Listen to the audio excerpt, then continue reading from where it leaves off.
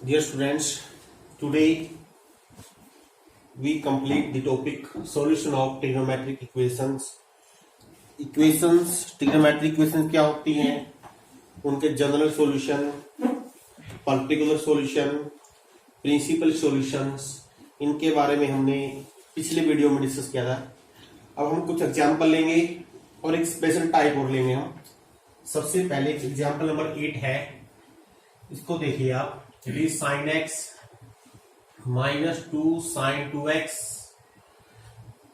Plus sine 3x is equal to cos x minus 2 cos 2x plus cos 3x solve for x। तो पहले क्या करना है आप लोगों ने, क्लियर दिखाई दे रहा है, ये सम या डिफरेंस फॉर्म है, इसको आपने पहले प्रोडक्ट फॉर्म में चेंज कर लिया। तो मैं यहां पर साइन 3x और साइन x को आपस में कंबाइन कर लेता हूं, plus sine x minus 2 sine 2x को रखते हैं हम अलग। Similarly on the right hand side cos 3x cos x एक साथ रखिए, माइनस 2 कोस 2x अलग रख लीजिए। अब यहां लगाओ sine c plus sine d, 2 sine c plus d by 2 करोगे 2x आ जाएगा। अगर cos c minus d by t करोगे x आ जाएगा। यह एज इट इज, यहां पर cos c plus cos d तो लगाओगे तो cos 2 cos 2x and cos x minus 2 cos 2x आ जाएगा। अब देखिए यहां से साइन 2x कॉमन आ गया, अगर हम 2 साइन 2x कॉमन ले लें, यहां बच जाएगा 1। इन दोनों में कोस 2x कॉमन आ गया। अब यहां पर आपने क्या काम नहीं करना है, हमने इसका सॉल्यूशन निकालना है। कोस x माइनस 1 को कोस x माइनस 1 से काटना नहीं है। क्यों नहीं काटना है? क्योंकि कोस x काट कब सकते हो, काटने का मीनिंग डिवाइड करना होता है। तो डिवाइड कब कर सकते हो, जब हमको ये पता हो कि वो वैल्यू 0 कभी नहीं हो सकती, तो 0 नहीं है या 0 नहीं हो सकती। अब ये कोस x की वैल्यू 1 भी हो सकती है, हम जानते हैं। तो ये काटना नहीं है, इसको हम दोनों साइड दोनों टर्म में एक साथ रखकर एक ही तरफ रखकर कॉमन लेंगे। तो इसको उधर ले आइए, इधर 0 बन जाएगा। अब आपने क्या करना है, ये 2 भी कॉमन है और कोस x माइनस 1 भी कॉमन है, ऐसे कॉमन लेना है। ये विशेष तौर पर इस पर ध्यान रखना है आप लोगों ने, इसमें सबसे विशेष चीज यही थी। अब आइदर दिस इज 0 और दिस इज 0। जब आप इसको 0 पुट करोगे, यहां से कोस x की वैल्यू 1 आ गई और 1 को लिखोगे कोस की टर्म में, कोस 0 रेडियन या 0 डिग्री। तो x की वैल्यू क्या होगी, 2n pi plus minus 0। This mean x will be 2n pi. और either this is 0 minus cos 2x equal to 0, और फिर कोस 2x को ले जाओ राइट साइड में, इसको हम 10 में बदल लेंगे, कोस से डिवाइड कर दो तो 10 2x आ गया 1, और 1 को 10 की टर्म में हम लिख सकते हैं 10 pi by 4। Now tangent x is equal to 10 alpha, तो x मीन्स 2x है, क्या होता है n पाई प्लस और माइनस अल्फा। अब 2 से डिवाइड कर दीजिए तो x की वैल्यू आ गई, सॉरी ये प्लस होता है, माइनस निकल गया में, n pi by 2 plus pi by 8। So these are the solution of this equation where n is any integer। एक एग्जाम्पल और लेंगे, थोड़ा सा अलग टाइप का है, एक उसमें कुछ थोड़ा स्पेशल एग्जाम्पल है, वो भी एक पर्टिकुलर एग्जाम्पल है। एक एग्जाम्पल ही देखिए, 10x plus 10 2x plus 10 3x is the product of all 10x 10 2x 10 3x।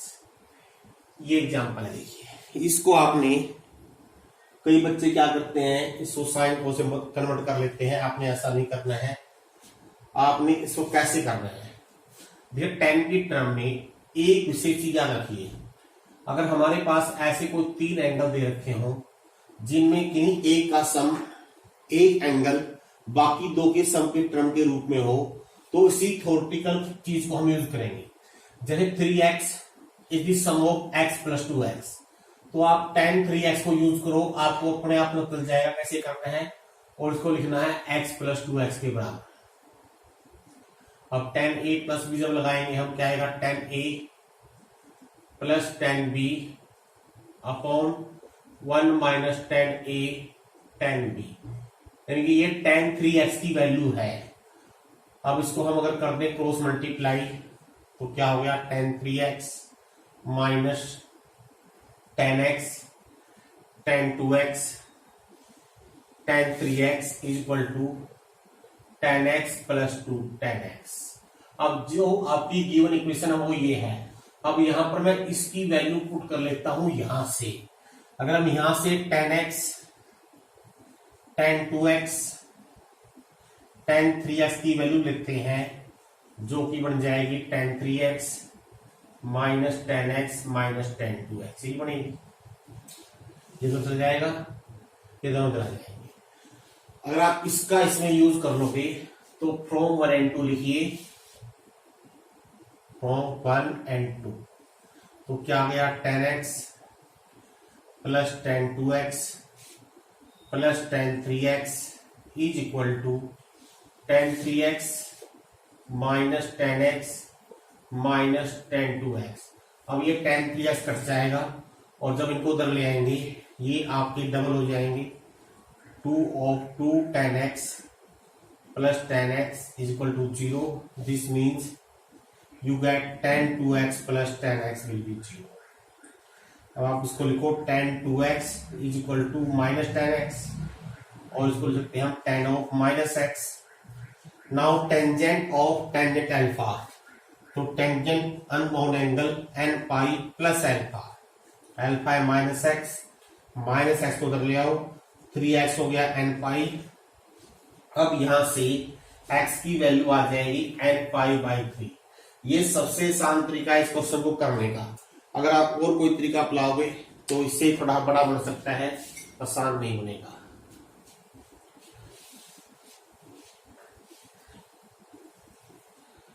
और देखिए दो प्रॉब्लम और, सी दिस एग्जांपल,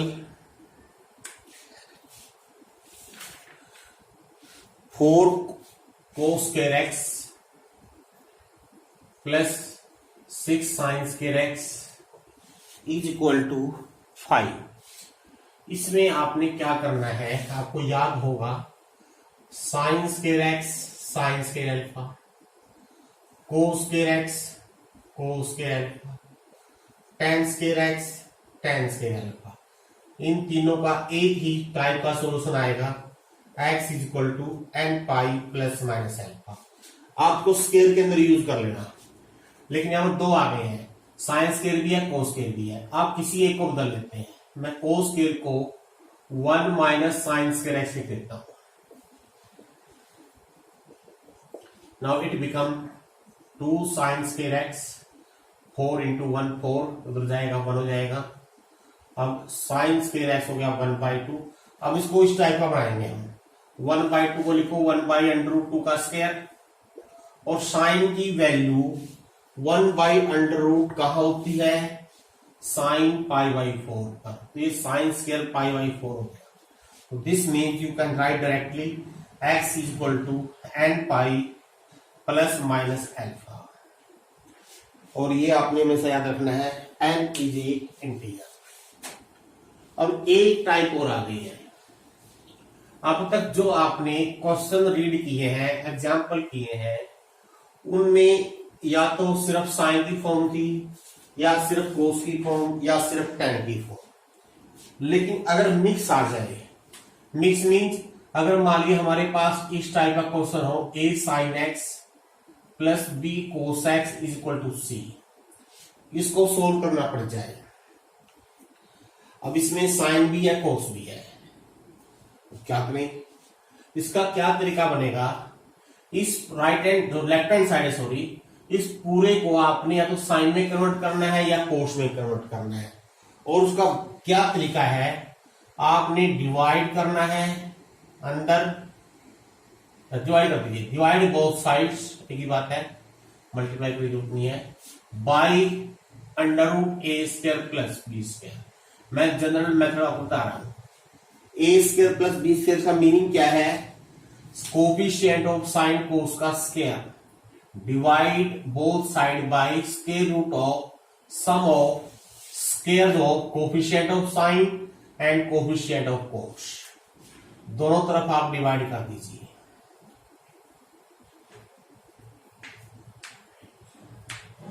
जैसे कि मैं आपको करके दिखा देता हूं, सी upon under root a square plus b square.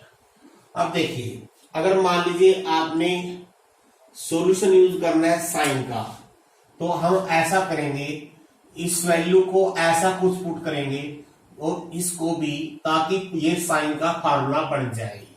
और आप जानते हो साइन के फार्मूले में क्या होता है, either sine A plus B या sine A minus B, sine cos cos sign.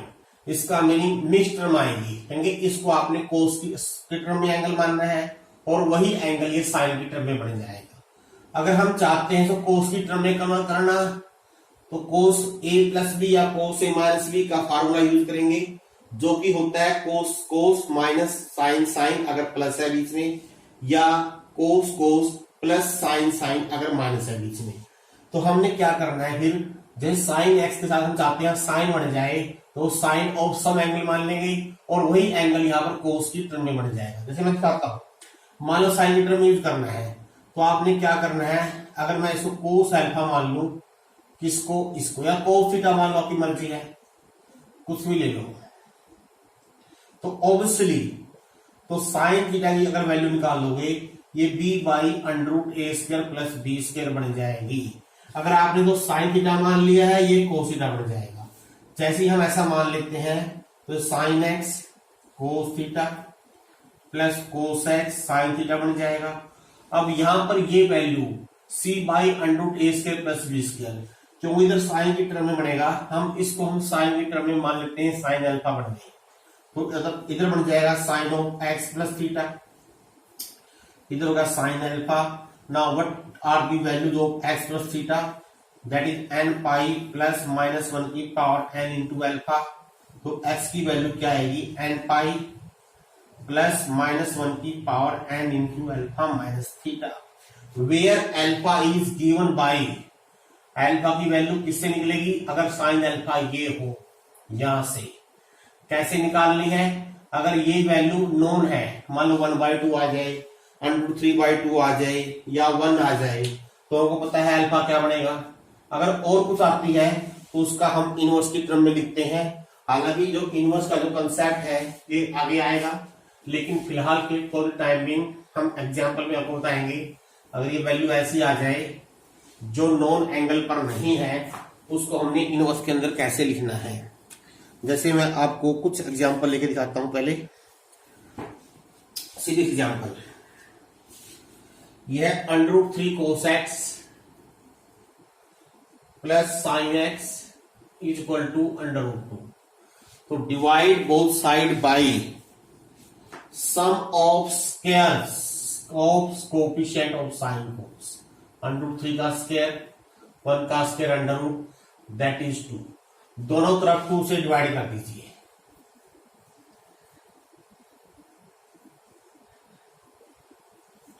Under root 2/2।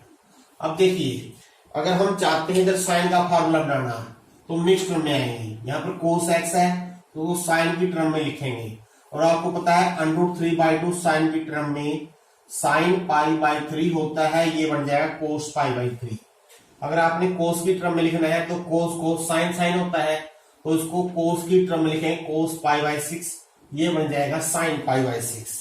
ये आपकी मर्जी है। तो इसमें एक ध्यान रखना है बच्चों, सॉल्यूशन ऑफ ट्रिग्नोमेट्री के अंदर आमतौर पर जो आंसर की फॉर्म है वो अलग हो सकती है, क्योंकि अगर आप कोस के तरीके से कर रहे हो आंसर की फॉर्म अलग आएगी, अगर साइन के तरीके से कर रहे हो आंसर की फॉर्म बोल रहा हूं मैं। फॉर्म का मीनिंग ये है, अगर आप एन की वैल्यू अपने अगर कंपेयरिंग करने की हमारा आंसर सही आया नहीं आया है, तो आपने क्या करना है, जो आपका आंसर आया है उसमें एन की वैल्यू पुट कर देख लीजिए 1 2 3 4, और जो गिवन आंसर है उसमें भी n की वैल्यू पुट कर लीजिए, तो आपकी वैल्यू कंपेयरिंग हो जाएगी उससे। यानी कहीं ना कहीं मान लो आपकी वैल्यू 1 पे और उधर 2 पे बराबर, ये जरूरी है कि n की वैल्यू 1 पे ही सेम हो। मान लीजिए आपने n1 रखा है और एग्जाम्पल में 2 से बराबर आ रहा है, यानी बराबर आते जाएंगे। क्या n क्या है? n is integer.